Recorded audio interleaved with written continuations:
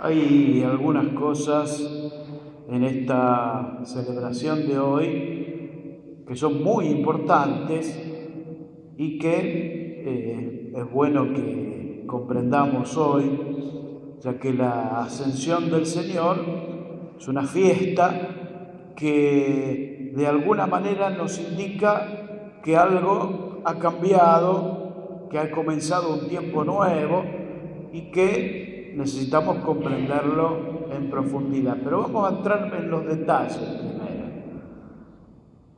Dice la palabra hoy, si ustedes ven la primera lectura, cómo comienza. Fíjense lo que dice. En mi primer libro, estamos leyendo el libro de los Hechos de los Apóstoles, y dice, en mi primer libro, querido Teófilo, me referí a todo lo que hizo y enseñó Jesús desde el comienzo. ¿Cuál será ese primer libro del que habla ahí los Hechos de los Apóstoles? Esto es muy importante, porque los Hechos de los Apóstoles nos narran todo lo que vivieron los apóstoles después de la ascensión. Especialmente, si ustedes lo van leyendo, especialmente San Pablo. Pero en el comienzo va viendo todos los otros apóstoles también. Entonces dice, en el primer libro hablé sobre Jesús y en el segundo libro sobre los Hechos de los Apóstoles. ¿Cuál es el primer libro? Es el Evangelio de Lucas. Es decir, que el Evangelio de Lucas y los Hechos de los Apóstoles son un solo libro, como si dijéramos la primera y la segunda parte. Como nosotros tenemos Martín Fierro, que tiene dos partes, el Martín Fierro y la vuelta del Martín Fierro. Son dos libros, pero en realidad es uno solo. Habla sobre los mismos hechos, nada más que unos tienen una característica, otros otra. En su primer libro, los Hechos de Jesús, y el segundo libro, los Hechos de los Apóstoles. Ahora, lo que marca la división entre uno y otro es la ascensión de Jesús. Por eso lo que leímos recién, la primera lectura, es justamente el comienzo de los Hechos de los Apóstoles, donde narra la ascensión. El Evangelio de Lucas termina con la ascensión. Así que el año próximo, cuando leamos el Evangelio de Lucas en el domingo de la Ascensión, vamos a ver que están los dos continuados prácticamente. Y finaliza ese Evangelio de Lucas diciendo que los apóstoles lo que hicieron luego de la ascensión de Jesús es dedicarse a la oración. Justamente porque el Señor les dijo que se queden en Jerusalén y que esperen la promesa que el Señor les va a enviar. ¿Cuál es la promesa? El Espíritu Santo.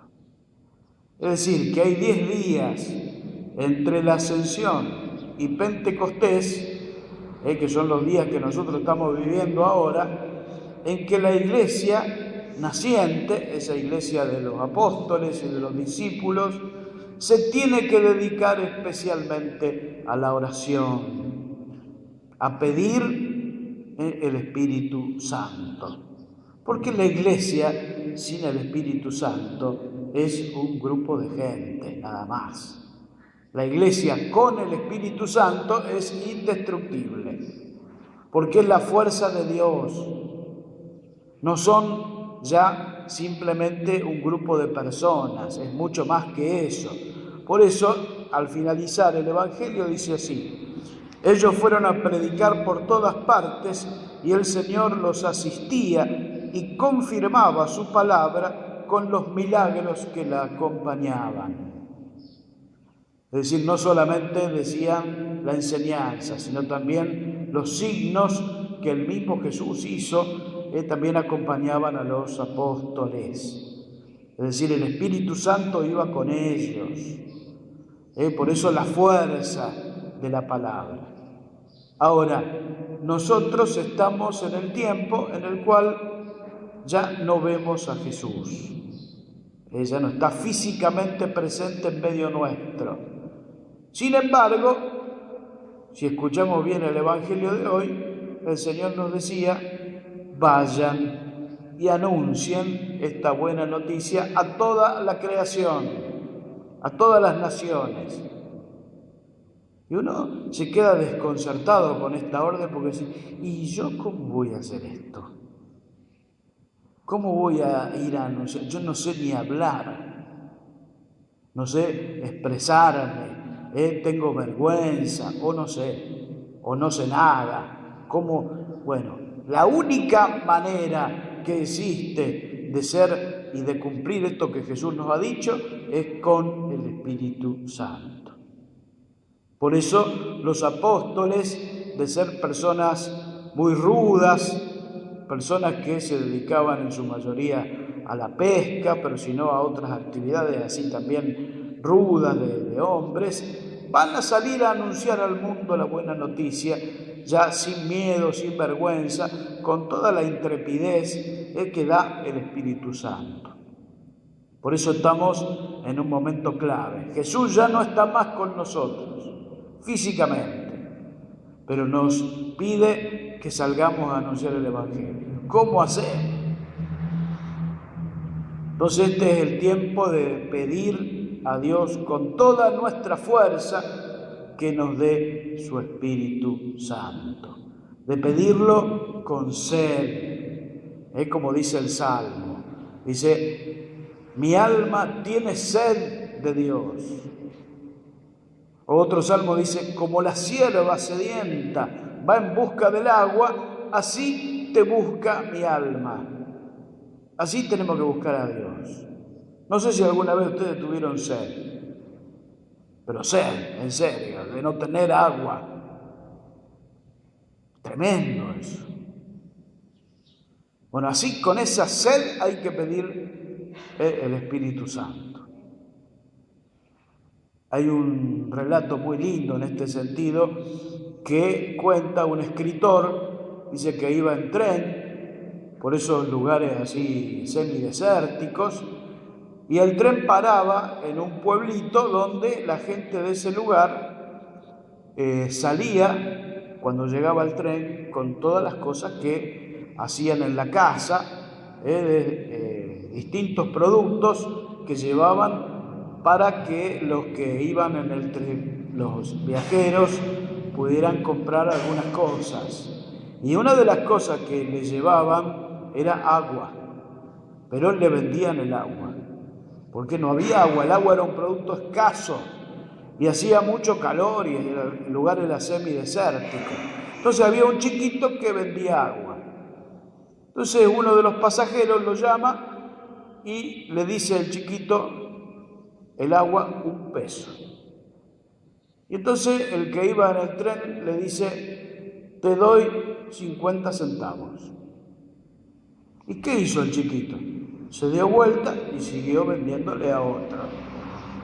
Entonces el hombre se puso a los gritos: no, vení, yo te quiero comprar. Se dio vuelta el chiquito, lo mira y le dice: a usted no le vendo, usted no tiene sed. Ahí está el tema. ¿Tenemos sed de Dios? ¿Tenemos sed de este Espíritu de Dios?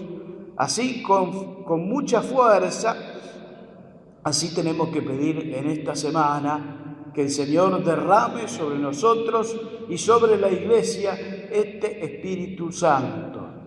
Justamente porque nosotros somos hombres frágiles y no somos capaces de transformar el mundo a lo que estamos llamados. Por eso el mensaje del Señor, que es salir al mundo y enseñar y transmitir y anunciar la buena noticia y transformar la creación, nos excede totalmente. Y solo con su Espíritu somos capaces de hacerlo. Por eso, entonces, la oración de esta semana va a ser un poco simplemente esa. Ven, Espíritu Santo. Olvidémonos de todas las otras oraciones que hacemos. La única oración importante de esta semana será esa.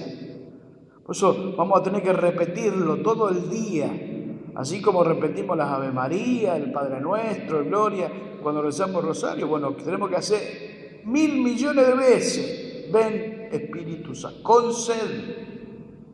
Pedir para nosotros y para la iglesia, para que el Señor nos transforme y nos haga sus discípulos y misioneros. Bueno, renovemos nuestra fe. Creo en Dios, Padre Todopoderoso,